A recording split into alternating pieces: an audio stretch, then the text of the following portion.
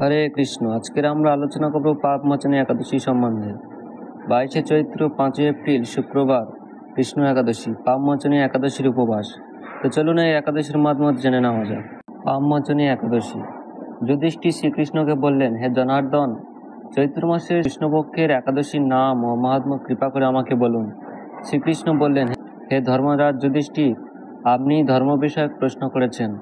এই একাদশী সকল সুখের আধার, সিদ্ধি প্রদানকারী ও পরম মঙ্গলময়, সমস্ত পাপ থেকে নিস্তার বা মোচন করে বলে এই পবিত্র একাদশী তিথি পাপমোচনী নামে প্রসিদ্ধ। রাজা মান্ধাতা একবার লোমশ মুনিকে এই একাদশীর কথা জিজ্ঞাসা করেছিলেন।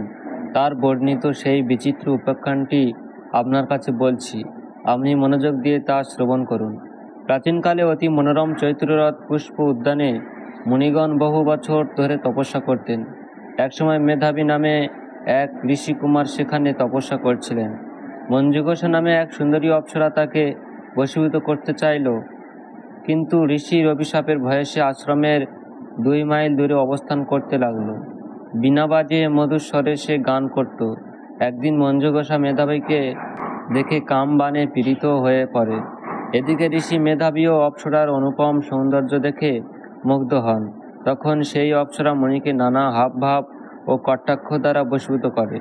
ক্রমে কাম পরবশ মুনি সাধন ভজন বিসর্জন দিয়ে তার আরাধ্য দেবকে বিস্মিত হন। এইভাবে অপ্সরার সাথে ক্রাম ক্রীড়ার মুনির বহু বছর অতিক্রান্ত হলো।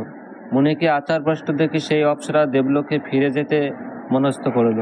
একদিন মঞ্জুঘোষা মেধাবী মুনিকে বলতে লাগলো, হে প্রভু, এখন আমাকে নিজ গৃহে ফিরে যাবার অনুমতি প্রদান করুন।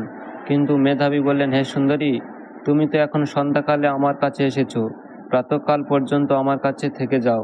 মুনির কথা শুনে অভিশাপ ভয়ে সেই অপ্সরা আরও কয়েক বছর তার সাথে বাস করল।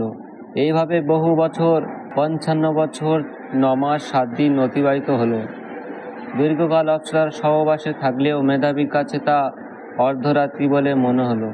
মঞ্জুঘোষা পুনরায় নিজ স্থানে গমনের প্রার্থনা জানালে মুনি বললেন, এখন প্রাতঃকাল, যতক্ষণ পর্যন্ত আমি সন্ধ্যা বন্দনা না সমাপ্ত করি ততক্ষণ পর্যন্ত তুমি এখানে থাকো।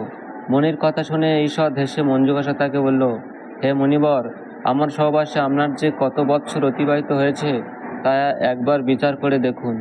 এই কথা শুনে মুনি স্থির হয়ে চিন্তা করে দেখলেন যে তার 56 বৎসর অতিবাহিত হয়ে গেছে। মুনি তখন মঞ্জুঘোষার প্রতি ক্রোধ পরবশ হয়ে বললেন, হে পাপিষ্ঠে, দুরাচারিণী, তপস্যার ক্ষয়কারিণী, তোমাকে ধিক, তুমি পিশাচী হও। মেধাবীর সাপে অপ্সরার শরীর বিরূপ প্রাপ্ত হলো। তখন সে অবনত মস্তকে মুনির কাছে সাম্মোচনের উপায় জিজ্ঞাসা করল। মেধাবী বললেন, হে সুন্দরী, চৈত্র মাসের কৃষ্ণপক্ষিয়া পাপমোচনী একাদশী সর্ব পাপ ক্ষয়কারিণী। সেই ব্রত পালনে তোমার পিশাচত্ব দূর হবে। পিতার আশ্রমে ফিরে গিয়ে মেধাবী বললেন, হে পিতা, এক অপ্সরার সঙ্গদোষে আমি মহাপাপ করেছি। এর প্রায়শ্চিত্ত কি, তা কৃপা করে আমায় বলুন। উত্তরে চব্বন মুনি বললেন, চৈত্র মাসের কৃষ্ণপক্ষিয়া পাপমোচনী একাদশীর ব্রতের প্রভাবে তোমার পাপ দূর হবে। পিতার উপদেশ শুনে মেধাবী সেই ব্রত ভক্তিভরে পালন করল। তার সমস্ত পাপ দূর হলো। পুনরায় তিনি তপস্যার ফল লাভ করলেন।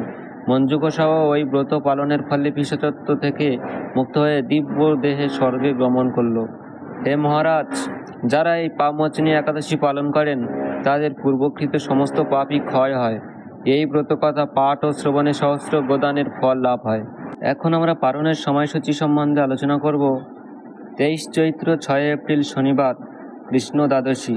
একাদশীর পালন ভোর 5টা 23 থেকে সকাল 9টা 33-এর মধ্যে। হরে কৃষ্ণ।